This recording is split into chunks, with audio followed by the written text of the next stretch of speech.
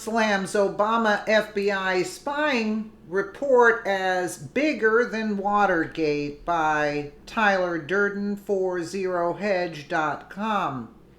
President Trump came out swinging this morning with his Twitter game, first lashing out at the start of the second year of Special Counsel Robert Mueller's greatest witch hunt in American history, and then blasting reports of FBI spying on his campaign as bigger than Watergate, following Wednesday's Senate Intelligence Committee announcement that it concurred with the intelligence community's 2017 assessment that Russia sought to sow discord during the election with the intent of hammering Democrat Hillary Clinton and aiding Trump, but there was no collusion.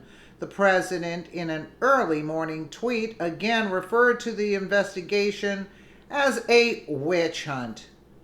Congratulations, America. We are now into the second year of the greatest witch hunt in American history, and there is still no collusion and no obstruction.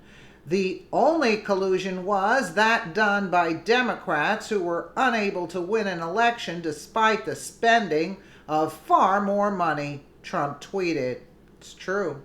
But it appears to be the ongoing details surrounding allegations of FBI spying during the campaign and Operation Crossfire Hurricane, quote, that seems to have angered him most, touting a report saying the FBI under former President Obama spied on the Trump campaign during the 2016 presidential election. Trump exclaimed that the revelation could be bigger than Watergate. Wow, word seems to be coming out that the Obama FBI spied on the Trump campaign with an embedded informant. Andrew McCarthy says there's probably no doubt that they had at least one confidential informant in the campaign. If so, this is bigger than Watergate. The report alleges that Obama-led agencies used their surveillance powers to monitor the Trump campaign. As The Hill reports, this is not the first time that the Obama administration has been accused of spying on the Trump campaign. Last year, Trump accused the former president of wiretapping Trump Tower shortly before the 2016 election. Terrible, just found out that Obama had my wires tapped, the president tweeted in March of 2017. The Wall Street Journal Kimberly Strassel, who has been the tip of the spear in exposing what really occurred and stands out among mainstream media types who so easily fold to their peers, never Trump feelings, laid out in a series of tweets some key points that everyone, leftist and right, should consider. That's wishful thinking.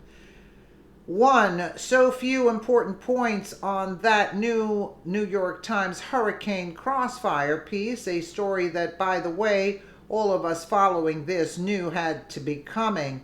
This is DOJ/FBI leakers' attempt to get in front of the facts. Nunez is forcing out to make it not sound so bad. Don't buy it. It's bad. Two, biggest takeaway, government sources admit that indeed the Obama DOJ and FBI spied on the Trump campaign. Spied, though New York Times kindly calls spy an informant. New York Times slips in confirmation far down in the story and makes it out like it isn't a big deal. It's a very big deal. Three, in self-serving desire to get a sympathetic story about its actions, DOJ/FBI leakers are willing to provide yet more details about that top secret source, namely that spying was aimed at Page/Papadopoulos, making all more likely /certain source will be outed. That's on them. 4, DOJ, FBI, and its leakers have shredded what little credibility they have in claiming they cannot comply with subpoena. They are willing to provide details to friendly media, but not Congress. Willing to risk a very source they claim to need to protect. Back in December, New York Times assured us it was the Papadopoulos-Downer convo that inspired FBI to launch official counterintelligence operations on July 31st, 2016, which was convenient since it diminished the role of the dossier. However, 6. The now New York Times tells us FBI didn't debrief Downer until August 2nd, and Nunes says no official intelligence from allies was delivered to FBI about that convo prior to July 31st.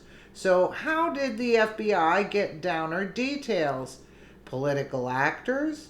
And what really did inspire the CI investigation, counterintelligence investigation? 7. As for whether to believe line that FBI operated soberly, carefully, judiciously in 2016, a main source from this judgment is Sally Yates, who was in the middle of it all, a bit like asking Putin to reassure that Russia didn't meddle in our election. 8. On that, if you are wondering who narrated this story, note paragraphs that assure everybody that hardly anybody in the DOJ knew about the probe. Oh, and Comey also was given few details. Nobody knew nothing. Because when you require whole story saying you behaved, it means you know you didn't. Now, who is the conspiracy theorist? Very well said. Very well said. So they're giving us a pack of lies at the New York Times as if we weren't aware anyway. Let me know what you guys think in the comments below. And again, thank you so much for watching.